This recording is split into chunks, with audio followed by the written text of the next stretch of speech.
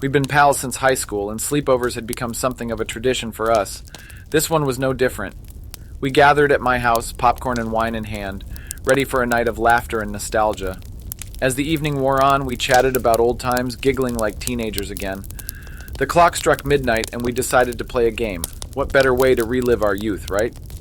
So we dimmed the lights and started a game of truth or dare. It was all fun and games until Susan, with a wicked grin, dared us to explore the creepy abandoned house down the block. Now, I'm not one to shy away from a challenge, but this house gave me the chills every time I passed it. Reluctantly, we headed out, clutching our jackets tightly against the biting wind. The house loomed before us, its broken windows and sagging roof hauntingly illuminated by the moonlight. The front door creaked open ominously, and we entered with trepidation. The air was thick with dust, and each step echoed through the empty rooms. I couldn't shake the feeling that we were being watched, but I dismissed it as paranoia. We explored the ground floor, finding nothing but abandoned furniture and unsettling silence. Just as we were about to leave, Linda let out a gasp. She pointed to a faded portrait hanging crookedly on the wall. It depicted a family frozen in time, their faces twisted into sinister smiles. "It's like they're staring right into our souls," Susan whispered, a shiver running down her spine. We quickly made our way out of the house, the feeling of being watched intensifying with every step. Back at my place, we tried to brush off the eerie experience and continued our sleepover. As the night wore on, we heard soft whispers in the distance. It was as if the wind carried them from the abandoned house, but when we checked outside, there was no one there. Nervously laughing, we chalked it up to our imagination running wild. But the whispers persisted, growing louder and more distinct. We huddled together, trying to make sense of the eerie words. It sounded like a man's voice muttering about something lost and vengeance. The hair on my arm stood on end, and I could feel the icy breath of fear crawl up my spine. Suddenly, the lights flickered and went out. Panic set in as darkness engulfed us. Susan screamed, and Linda fumbled for her phone to use as a flashlight. But before she could turn it on, the whispers stopped, and the lights came back on. I can't explain what happened next, but it chilled me to the core. In the corner of my eye, I saw a shadowy figure darting out of the room. I called out, thinking it might be an intruder, but there was no response. The next morning, we decided to investigate further. We found old newspaper clippings about a family that used to live in the abandoned house. Tragedy struck them when their son went missing, and they were unable to find him. The grief drove the father to madness, and he vanished too, leaving the family house deserted. The story struck a chord with us, and it made sense that we might have encountered the spirit of the lost child that night. Yet it didn't explain the shadowy figure we saw. As the days passed, strange occurrences became more frequent. Objects moved on their own, doors slammed shut, and cold spots lingered around us. We sought help from a paranormal expert who confirmed our suspicions.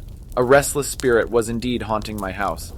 The expert conducted a cleansing ritual, but it only seemed to aggravate the spirit. The whispers grew louder, and we started to feel a malevolent presence lurking in every corner of the house. Terrified, we decided to stay one last night to face whatever haunted us. Armed with a camera and some courage, we sat in the living room ready to confront the supernatural. The whispers started again, but this time they were accompanied by eerie laughter. The room temperature plummeted, and we saw our breath fogging the air. Suddenly, the TV turned on by itself, showing distorted images of the missing boy. "We're sorry," Susan said, her voice trembling. "We didn't mean to intrude or disturb you. Please find peace." A chilling silence filled the room, and for a moment we thought it was all over. Then the spirit's voice echoed through the room, saying, "I'm not the one you should fear." In that moment, the shadowy figure we saw before emerged from the darkness, revealing a menacing grin. It wasn't the spirit of the missing child, but something much darker. We fled in terror, not looking back until we were far from my haunted house. From that day on, we never spoke of it again, and we never had another sleepover at my place. To this day, I can't explain what we encountered that night, but one thing's for sure. I'll never forget the chilling whispers, the sinister laughter, and the feeling that something malevolent watched us from the shadows. It's a sleepover I'll remember until my dying day. A few years back, my friends and I decided to have a good old-fashioned sleepover at my place. We were all in our mid-30s, but we thought we could relive the fun of our teenage years. Little did we know that this night would become one of the most chilling and disturbing experiences of our lives. As the sun set, we gathered at my house, armed with snacks, drinks, and classic horror movies to set the mood. Laughter filled the air as we reminisced about our younger days, and the excitement grew as the night deepened. Around midnight, as we huddled together, one of my friends, Sarah, suggested we do something daring and scary to make the night memorable. She had heard rumors about a nearby abandoned mansion that was said to be haunted. With nervous giggles, we all agreed it could be an adventure. Ignoring the skeptical voice in my head, we set off for the mansion. The night was pitch black, and the moon struggled to peek through the thick canopy of trees, casting eerie shadows on the path ahead. The crunch of leaves beneath our feet echoed through the silence, making me feel like we were intruders in the realm of the unknown. As we approached the mansion, its imposing presence sent shivers down my spine. The decaying walls seemed to whisper tragic stories from the past. Sarah, being the daredevil of the group, was eager to explore the inside. We hesitated at first, but the thrill of the unknown pushed us forward. Pushing open the rusty front door, a musty smell engulfed us. The air was heavy with the weight of years gone by, and I couldn't help but wonder about the people who once called this place home. The floorboards creaked under our feet, as if protesting our intrusion. With flashlights in hand, we explored the rooms one by one. Dust danced in the beams of light, and cobwebs clung to our hair and clothes.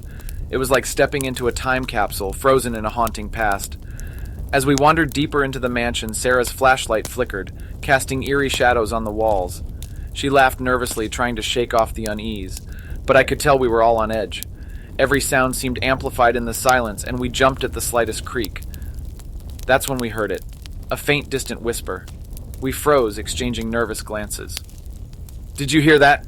one of my friends asked in a hushed voice. Before anyone could answer, the whisper grew louder, becoming a chilling murmur that seemed to surround us. Panic set in, and we decided it was time to leave. But as we turned to go, the door slammed shut with a force that made the entire mansion tremble. We screamed, banging on the door in a futile attempt to open it. The darkness seemed to press in on us, and the feeling of being trapped in that decrepit mansion was suffocating. Then, out of the corner of my eye, I saw a figure.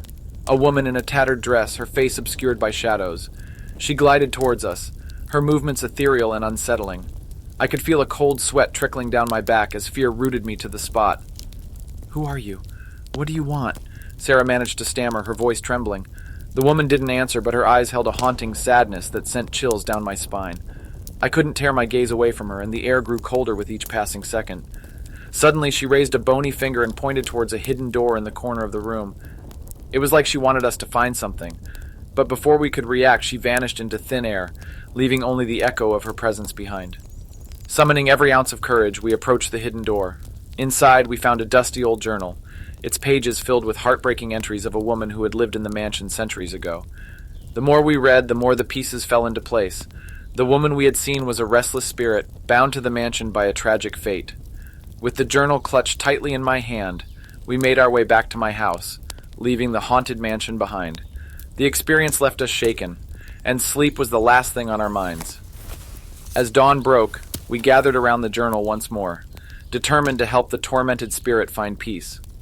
We searched for her descendants and eventually discovered a distant relative living nearby. With trembling hands, we handed over the journal, hoping it would finally lay the ghost of the past to rest.